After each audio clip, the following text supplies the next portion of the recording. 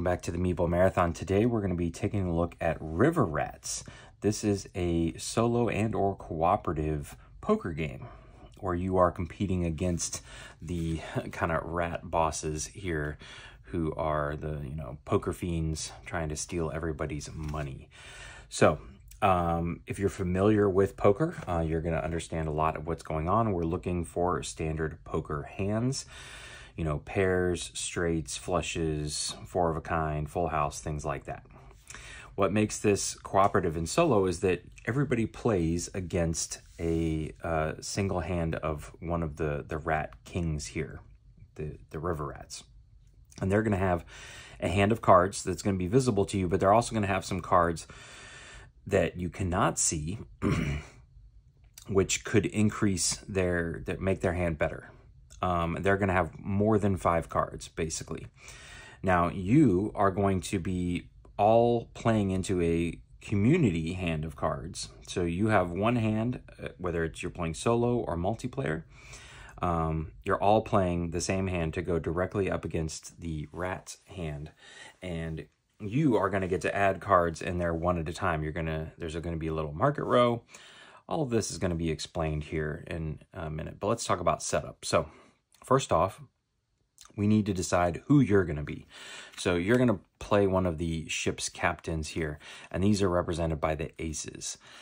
Now, the ace that you choose, or you could shuffle them up and choose them randomly, does matter because the players have player powers. So depending on the suit that you have, if you play down a card that matches your suit, so if I am the ace of diamonds, if I play down a diamond into the community hand, I'm going to get to swap a card from the market, or I could swap a card from our collective hand with a card in my hand. So I could change up those cards in the common, in the community hand after they've been played.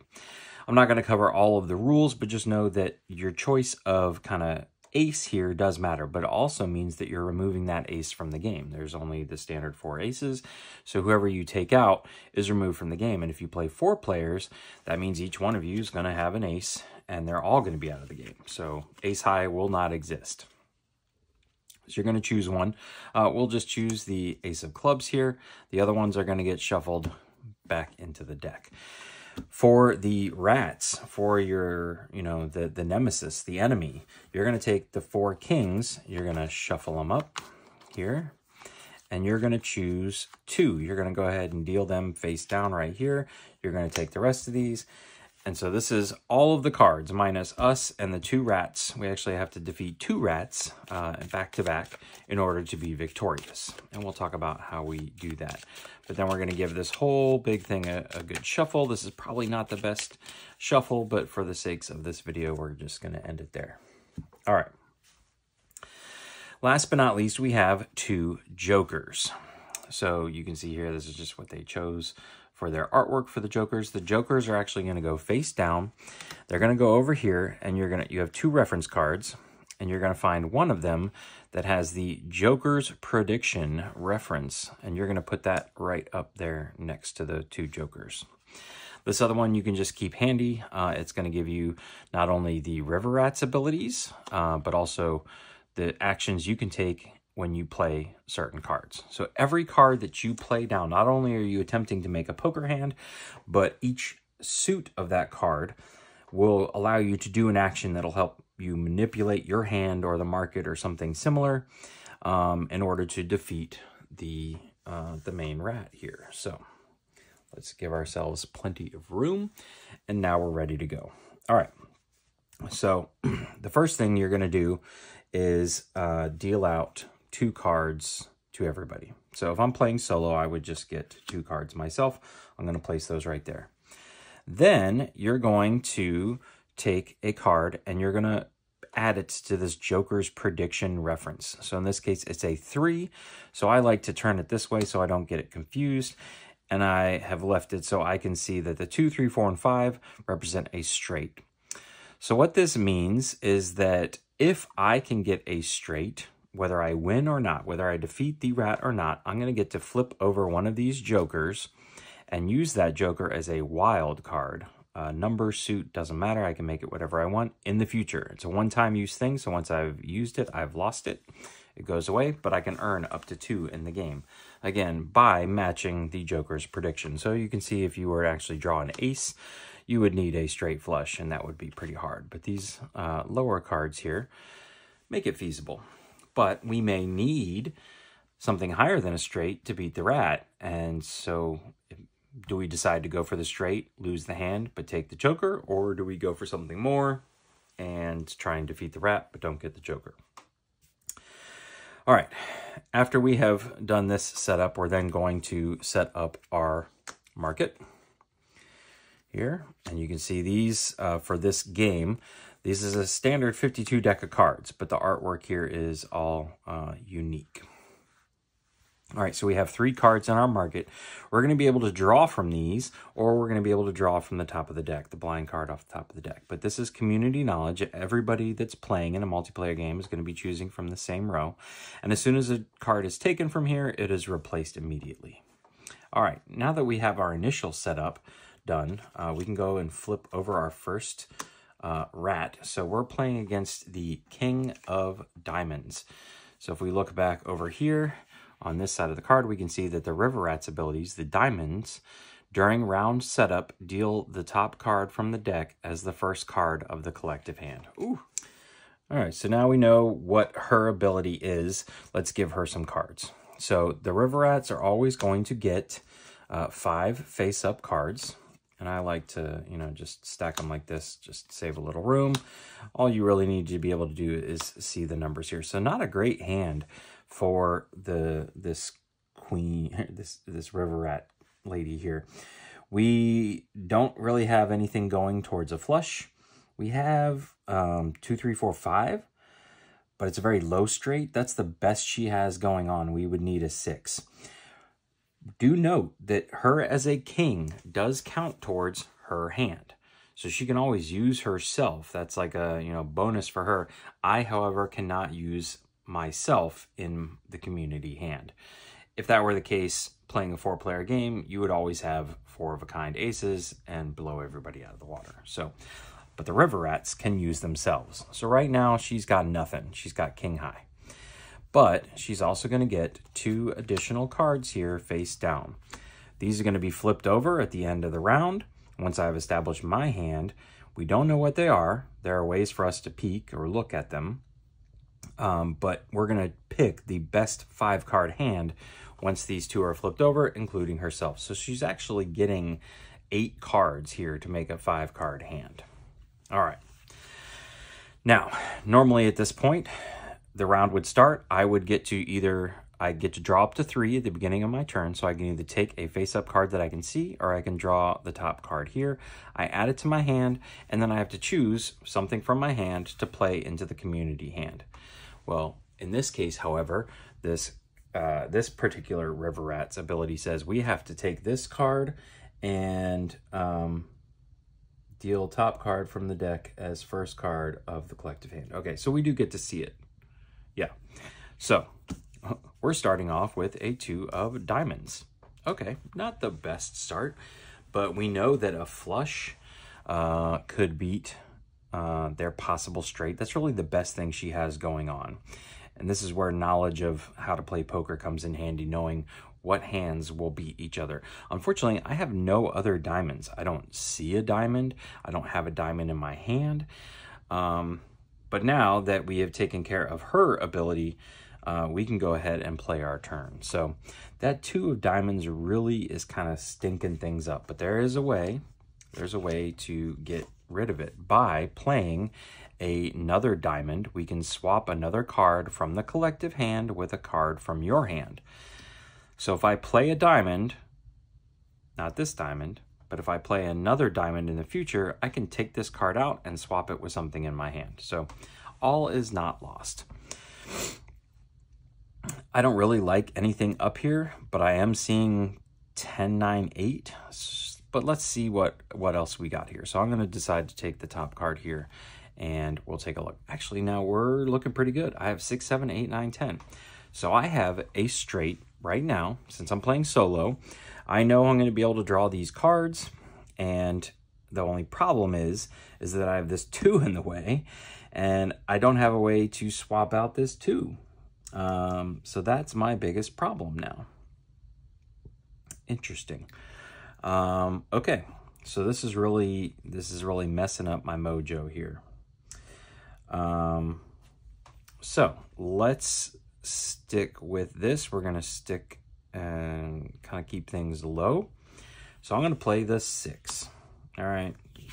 Not thinking too much about this strategy here as we're doing this video, but this is the card I'm choosing to play. I have played a club.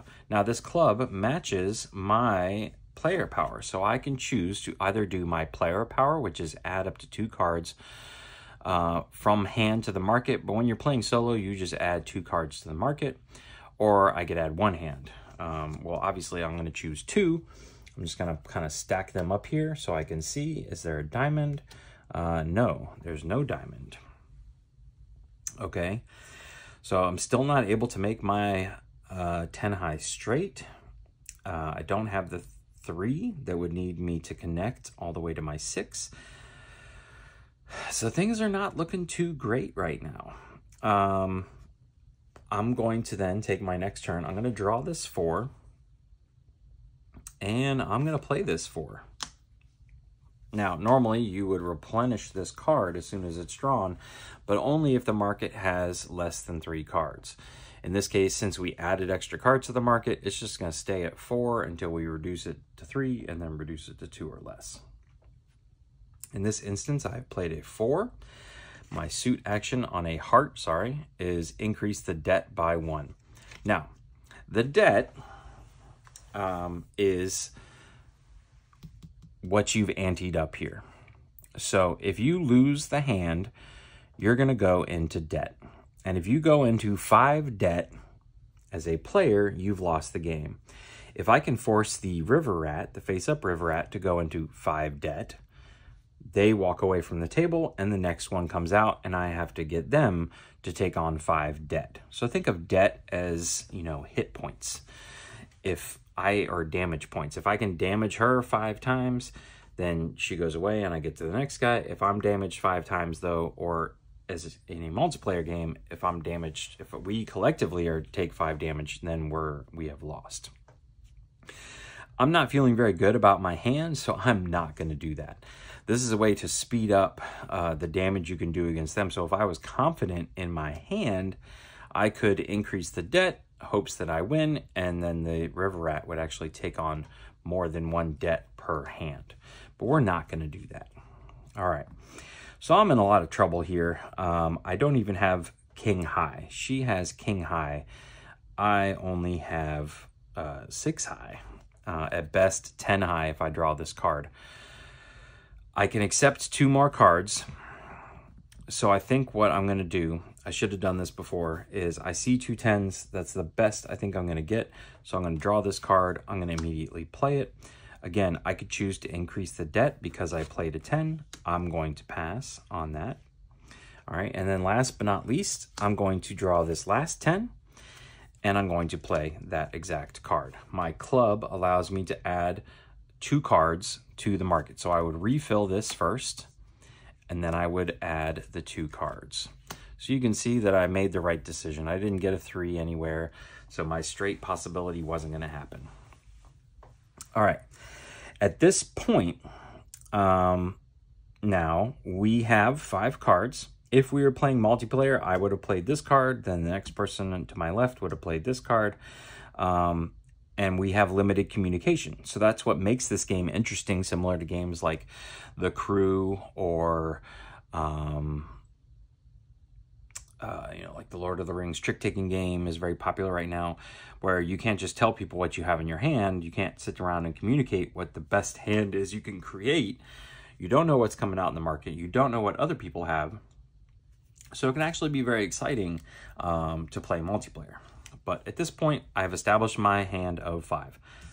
Best thing I got is a pair of 10s with 6 high. Let's see what she came up with. So we're going to reveal these 2. And we can see that, in fact, they did have the 6. So 2, 3, 4, 5, 6, even 7. So They have a straight, I have a pair of 10s, so I am taking the debt. Now I can look at this real quick, but otherwise this is going to go face down over here by my player. That 3 of diamonds has been removed from the game temporarily. Unless I can find a way to remove debt from me, that's going to stay with me and stay out of the game. At this point, we're going to take all the cards that we used to create our hand and all the cards that the river rat used to create their hand, and we're going to put them in a face-up discard pile. That means we're going to go through the entire deck before we shuffle in the discarded piles. So if you're into counting cards, that's a way for you to figure out, all right, I know I've seen all these low numbers. There's going to be a bunch of high numbers. That's about the best I can do. I know there was not many face cards in any of those. Very low numbers, 10 being the highest I think I saw. I also know that there's 2 kings already out and an ace already out. Another interesting thing to note, though, is that the market stays as is and the cards in your hand stay as is. So if I ever get to the point where I believe that I cannot win, I can start setting up my hand and the market so that I can be more successful in the future. And it just so happened, I didn't plan this that well, but the cards came out. The fact that I have a straight right here in front of me without having to do any fiddling with the deck here. I have 5 through 9, perfect straight. Doesn't get much better than that. Now, the king here could flop something better, and I would be in trouble, but at least I know how I have a straight sitting in my pocket. So there are ways to plan for the future by leaving cards in the market or leaving cards in your hand, knowing that they're not going to disappear. At this point, we would start a new round. So we would pick a Joker's prediction. It is a 9. So the 9 is going to go up here, and the Joker wants a flush. So in order to gain a Joker, we would have to get a flush. This is also the debt card that's going to go to one of us when we lose. All right, the damage point. Then we're going to give her cards. I appear to have placed these in upside down. Oh, God, look at that. All right, she is not playing around. Okay, like I mentioned before, I probably did not shuffle this well enough because she flopped a full house. And then she would get 2 additional cards like that. So there you go. I would at this point have to pivot. I would maybe try to, I don't know. I've got a full house. A flush isn't beating a full house. I would have to get a straight flush. I have 2 7s, 2 8s, a 9 and a 6. I mean, I would literally start drawing from the top of the deck here, and you can see that there's no. So that would probably be another debt card to me. I would nearly be halfway dead. Anyways, that is how you play River Rats. If at any point you have given the first king, the first River Rat, 5 damage or debt, they don't necessarily go away, but the other rat flips up. This new rat's power becomes the active power, but this other rat sticks around and provides the benefit to this new one. So what that essentially means is that the river rats in the second half of the game always have at least a pair of kings. So something else to consider. And that's it. You play until either you have accumulated 5 or you've taken out the 2 river rats by essentially giving them 10 damage between the 2.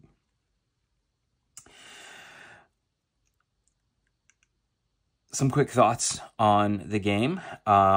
This was actually quite enjoyable. It's a fun little game playing multiplayer because of the whole limited communications thing. And it's a great game for solo. It plays quickly. It takes up, it's very travel friendly. I actually took this with me on a business trip and was playing it solo, but then I also was playing it on the plane ride home. We got delayed and we're stuck on the runway for like an hour and a half. And so I got this out and was playing on my little tray in front of me, and actually wasn't even one of the larger trays. It was one of the smaller trays. It was a smaller plane. And here I'm going to throw some pictures up so you guys can see that I I did have to do a little bit of finagling, stacking, like, you know, the draw pile was stacked on top of the discard pile. I just kept drawing until I started seeing face-up cards. But it fit, and I was able to play. I played a full game on this little tray, and I even had, was super excited about my 4 of a kind here. But then the very next turn, I turned around and the 2 rats flopped 2 kings and had 4 kings, and just completely destroyed me in that very next hand. But I was successful. So circling back here to getting off the plane, my thoughts on the game in general. There is a lot of randomness, not a lot of randomness to it, but there is, like we noticed here.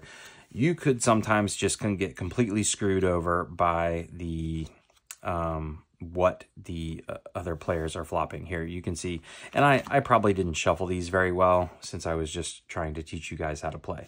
But this right here is some kind of ridiculous. Actually, it's actually 4 queens, king high. So a ridiculous flop of hands for the rat. But then there's other times where they have nothing. And king high or a pair of kings is the best they can do. So this is very random. But to my knowledge, this is the first and only way I've ever seen to play poker against an AI opponent. So you have to deal with that randomness. Now for you, there is randomness of the cards that come out into the market, the cards you have accessible to, but the fact that every card you play has a small little power, and that power doubles if it matches your player here or gets more powerful or does something even cooler, allows you to mitigate your luck more. You can start seeing more cards in the market. You can pull out a card from your hand that's already been played. You can increase the debt. Once you know you're pretty successful, you can start flipping over these face down cards so you can know for sure whether you're going to be successful or not. So with strategy, you can help mitigate the randomness that affects you. Again, sometimes the river rat just gets super lucky, flops 4 queens, and is sitting on a pair of kings, and there's nothing you can do. But A, the game is not played in a single round and plays rather quickly. So normally a single round bad hand like this does not end it for you. But also, if you happen to have a couple bad rounds and you are defeated, just shuffle up the cards and play again. Now, this game is coming to crowdfunding.